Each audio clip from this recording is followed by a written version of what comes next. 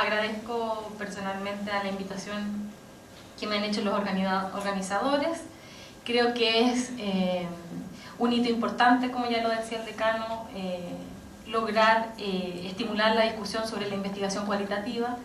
en un segundo encuentro, porque eso significa ya la instalación de una temática, aunque no me guste decirlo porque no es solo un tema, sino que la investigación cualitativa es una perspectiva,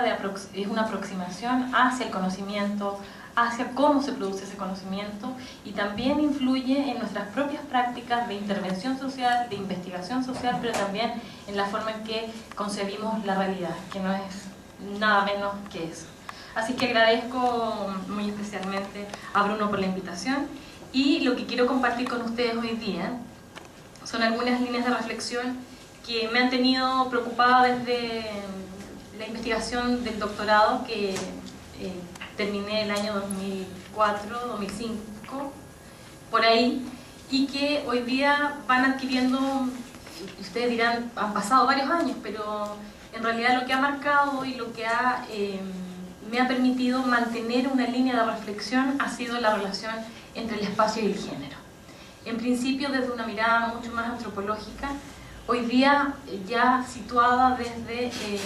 la perspectiva más geográfica y desde la mirada de la geografía humana, y particularmente de lo que se han venido a denominar las geografías de género. Así es que mantengo de alguna forma una línea de continuidad en términos de investigación, y ahí un poco les voy a contar en lo que estoy en estos días, y lo que comparto con ustedes son algunas reflexiones teóricas y metodológicas empíricas respecto a cómo se ha venido desarrollando esta relación entre el espacio, la geografía y los estudios urbanos. Cómo es que la discusión sobre el género se instala en la preocupación por la investigación urbana. Así es que más bien la presentación del PowerPoint son algunas puntualizaciones de lo que yo voy a ir comentando con ustedes para que se recuerden y para que les quede ahí un poco el itinerario propuesto para esta presentación. Lo que les venía diciendo entonces es que me propongo que podamos discutir algunas de las reflexiones más importantes que han permitido ver cómo las divisiones espaciales dentro de la urbe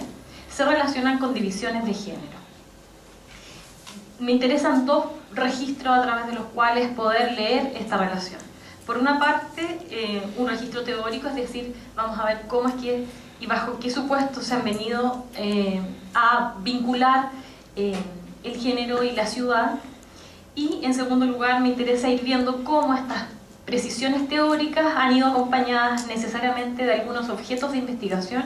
y de cambios profundos en cómo, sobre todo desde la perspectiva de los estudios urbanos y particularmente de la geografía, han venido a analizarse estos objetos de investigación.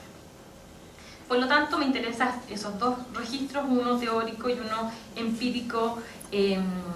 más metodológico, y me interesa ver cómo esa transición en las preocupaciones de investigación urbana también responden a un contexto teórico denominado el giro cultural, que lo que ha hecho es cuestionar profundamente el cómo se produce el conocimiento sobre la ciudad y particularmente cómo se ve a las mujeres dentro de ese proceso de construcción urbana.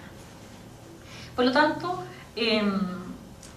dividí la presentación en tres partes. Uno, la ciudad pensada, en términos de poder discutir y ver cuáles han sido los desarrollos teóricos y cuál ha sido el aporte del género como categoría analítica y como categoría de explicación a los estudios urbanos. En segundo lugar, la ciudad vivida, desde la perspectiva más empírica, que es lo que nos dicen los trabajos sobre qué pasa con las mujeres en la ciudad. Ahí focalizamos sobre todo la mirada desde una perspectiva más estructural, que piensa a la ciudad como determinante de las relaciones de género. Y en tercer lugar, vemos esa transición de la cual les hacía mención hace un rato, que tiene que ver con el cambio, no solo de objeto temático, que es la ciudad vivida, a la ciudad imaginada, sino que también de un cambio metodológico fundamental para los estudios urbanos, a partir de la influencia sobre todo de los estudios culturales y las formas de representar y de acercarse hacia la ciudad. Por lo tanto, entonces, vamos a partir con la primera parte, que es la ciudad pensada. La relación que establecen los estudios de géneros y sobre todo el compromiso político y la transdisciplinariedad en la cual se han desenvuelto ha obligado a interpretar no solo la realidad espacial, sino que también la complejidad a través de la cual se piensa en la ciudad. ¿Qué es lo que ha hecho los estudios de género? ¿Cómo han impactado a los estudios urbanos? A partir del análisis que hacen sobre el papel de la mujer en la organización y en la producción del espacio urbano. Hay acuerdo, de alguna forma, en la mayor parte de las teóricas feministas preocupadas de la ciudad, que la lógica con que opera el género utiliza como uno de los principales mecanismos de control al espacio y también al tiempo, la cual actúa en la vida de las mujeres imponiendo muchas veces límites y fronteras que rutinizan y muchas veces naturalizan las prácticas legitimadas por el orden social genérico. Un primer planteamiento crítico, ahí está, ha sido el que han precisado en términos de definir que la situación y la condición de las mujeres ha estado de alguna forma invisibilizado, no ha sido vista dentro de las teorías sobre la ciudad. El espacio urbano se nos presenta aparentemente como el resultado de una sociedad sin diferenciaciones entre hombres y mujeres. Sin embargo, lo que han apuntado estas teóricas es a decir que el punto de vista que se ha tomado como criterio interpretativo ha sido el de los varones como la norma. Y de acuerdo a ello se explican los funcionamientos espaciales dentro de la urbe. Aún dicen, cuando el sello masculino del espacio construido no necesariamente condicione completamente y de manera determinante la vida de las mujeres, hay una serie de valores simbólicos asociados a cómo se concibe la vida en la ciudad. Un segundo planteamiento muestra cómo la invisibilidad de las mujeres en la vida urbana es fortalecida por la adscripción a roles fijos. Estos roles estereotipados naturalizan la relación entre la mujer, madre, ama de casa, esposa, ciudadana, y que se retiene representaciones geográficas específicas. Público-privado, ciudad-suburbio, trabajo-hogar, reproductivo-productivo, mente-cuerpo son algunas de las representaciones geográficas que mayor influencia han tenido en esta concepción de la ciudad como invisible a la realidad de las mujeres. Estas oposiciones binarias lo que han terminado produciendo son resultados de construcciones más bien ideológicas que de descripciones empíricas. De ahí que las generalizaciones como por ejemplo que hacen referencia a la mujer, tanto para situarla dentro o fuera de los espacios públicos o privados, estereotipan y reducen las posibilidades de movilidad dentro de las mujeres dentro de la ciudad. Un tercer planteamiento crítico ha sido la sostenida crítica, sobre todo desde la geografía, a este planteamiento del urbanismo moderno, de la separación de los lugares para vivir, para trabajar, para consumir, lo que ha tenido efectos profundamente diferenciales por el sistema de sexo-género.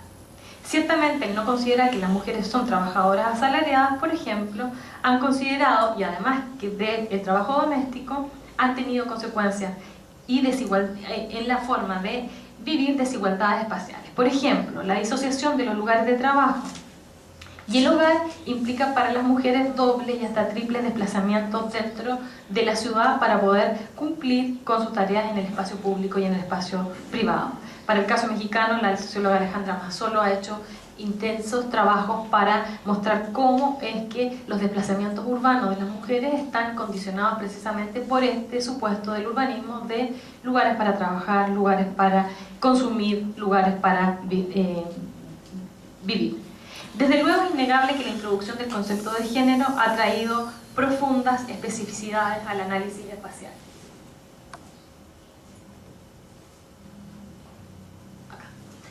En primer lugar, su introducción se orienta hacia la desnaturalización de las clásicas dicotomías de las que recién comentábamos. Al principio, esta oposición se fundamentaba sobre todo en oposiciones geográficas, ha hecho que la introducción del concepto de género permita visibilizar entramados también de poder, así como se desnaturalizan las nociones de abierto, cerrado, público, privado, centro y periferia, producción y reproducción. También la introducción del concepto de género a los estudios de la ciudad o a los estudios urbanos, lo que ha implicado es que empezar a pensar que el poder se ejerce en múltiples escalas La noción de escalas, que para la geografía y para los estudios urbanos ha sido tan importante, fue puesta en cuestión sobre todo desde las geografías de género para mostrar cómo el cuerpo está situado dentro de determinadas espacialidades urbanas y por lo tanto configura también una de esas esferas donde el poder se ejerce. Pero más allá del cuerpo también se multiplican otros emplazamientos materiales de poder. Los puestos de trabajo, los espacios domésticos, los lugares de esparcimiento, los centros comerciales, los barrios, las comunidades, todos ellos pueden ser analizados como variaciones geográficas de la masculinidad, la feminidad y los significados que se construyen sobre ellos. Y en tercer lugar, la categoría de género ha introducido sobre todo una preocupación por la relación entre identidad y espacio. Lo que han introducido estas perspectivas más feministas de la ciudad ha sido mostrar cómo en este tránsito por entender lo que se entiende por identidad de género, el espacio es un elemento de los más significativos para definir esa pregunta fundamental del quién soy. De hecho, las teóricas feministas han planteado que una transición significativa en la preocupación sobre la identidad ha ido desde la pregunta del quién soy al dónde estoy, haciendo inmediatamente referencia a una espacialidad en juego. Por lo tanto, la geografía de género ha hecho hincapié en relacionar que las identidades de género tienen que ser entendidas en sus múltiples relaciones con otras categorías sociales como la etnia, la nacionalidad y la clase. En esa perspectiva teórica es que se han producido una serie de trabajos interesantísimos en términos de ver cómo es que la vida cotidiana reproduce desigualdades espaciales y genéricas. En este sentido, la intención inicial para poder capturar la diferencia entre género y medio urbano